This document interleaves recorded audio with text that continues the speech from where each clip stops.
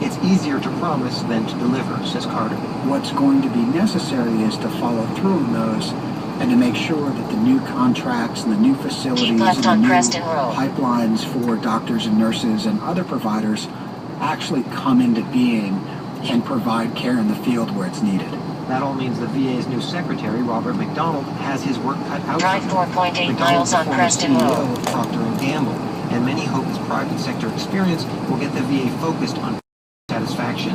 Speaking to the American Legion convention, he promised to use the VA's current crisis as an opportunity. VA may not be concerned about quarterly profit and loss statements or shareholder value, but the VA does have a bottom line, and that bottom line is care for veterans. And I'm here to promise you VA will go beyond its present difficulties and be stronger for it. Veterans groups have demanded since this scandal broke that VA officials be fired.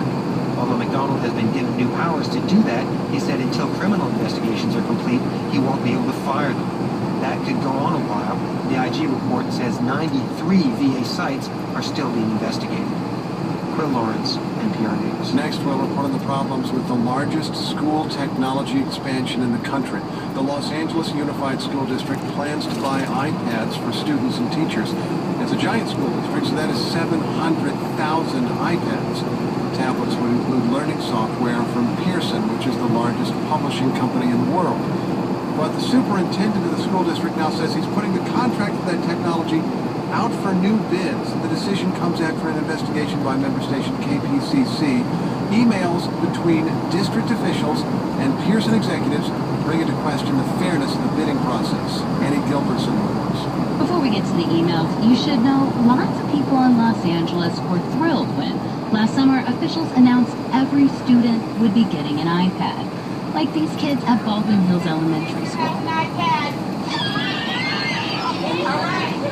Superintendent John Daisy said then the technology would transform classrooms for LA's struggling students. But problems quickly surfaced. Just a few weeks after getting their iPads last fall, students Robert Sandoval and Rosary C. at Diego Rivera High School south of downtown LA were frustrated. Well, the Wi-Fi seems to be shutting down. The images wouldn't come up, nothing. The Wi-Fi at most of the district's schools wasn't strong enough, and Pearson's software simply wasn't ready. The company Pearson sold LA school officials on digital lessons it was developing for the Common Core state standards.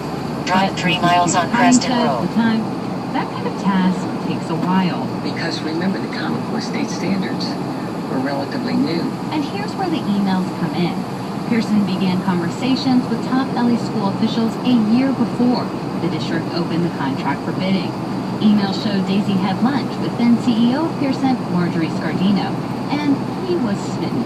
He wrote, "Needless to say, we have been in furious and exciting conversations."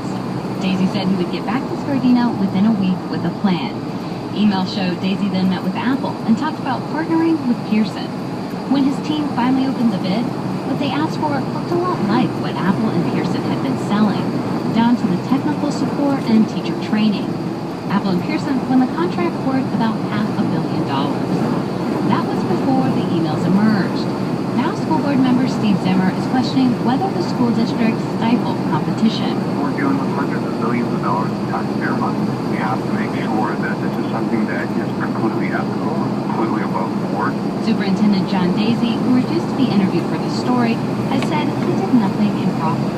It's not uncommon to meet with companies ahead of a bid.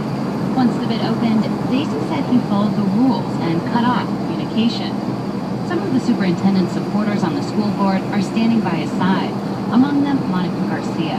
I am confident that the team put together what they believed was the best, and then we need to let them do their job.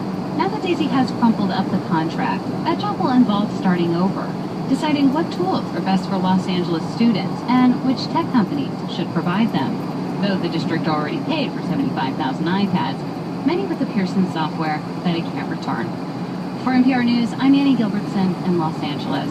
People farther north in California, in Napa, are trying to get back to their routines after an earthquake last weekend, the strongest to hit the region in a quarter century. The school district in Napa has been closed for the past 2 days, but children are heading back to class this morning. Now, damage from the earthquake could exceed $1 million, we're told. Historic buildings are damaged. and the wine industry was affected, but it could have been worse. The Napa-based Wine Institute says that most area wineries are north of the worst affected area and, quote, seem to have experienced minimal damage and disruption.